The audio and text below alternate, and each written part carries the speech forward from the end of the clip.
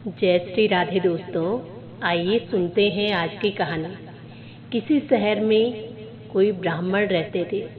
उनका रोज का नियम था कि किसी ब्राह्मण को अपने घर बुलाकर लाते और उसको स्वयं भोजन करवाते। एक दिन इसी तरह वो किसी ब्राह्मण की खोज में निकल गए, लेकिन कहीं भी उन्हें कोई ब्राह्मण नहीं मिला। अंत में उन्हें एक पेड़ के नीचे बैठे हुए एक व्यक्ति दिखाई दिए, जिसके हाथ पैरों में कुष्ठ रोग हो रहा था। वो बड़ा दुखी था, बड़ा कष्ट में था और उसने कहा कि मैं ब्राह्मण हूँ। उसके मुंह से जब उन्होंने ऐसा सुना तो अब वो उससे विनती करने लगे कि आप मेरे घर भोजन के लिए चलिए।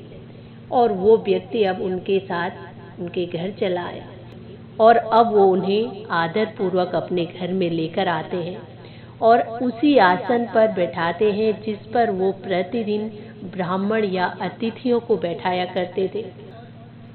और अब वो उनके चरणों को धोने के लिए एक बर्तन लाते हैं और उसमें उनके पैर धोते हैं।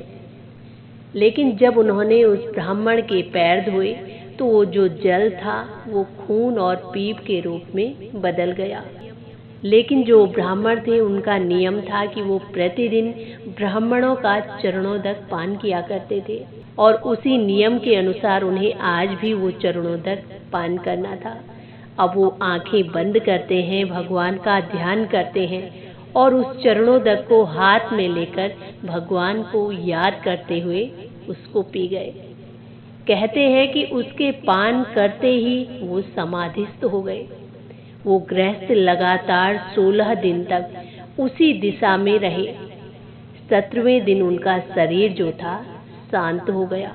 जब लोगों ने उनके बारे में ब्राह्मणी को पूछा तो वो लोगों को बताने लगी कि वो ब्राह्मण जो हमारे घर भोजन करने आए थे वो कोई सामान्य व्यक्ति नहीं थे।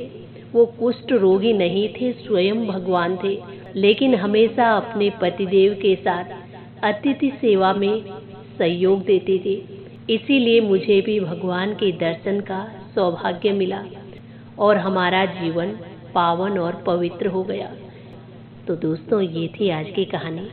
इसी के साथ जय श्री राधे, जय श्री कृष्ण।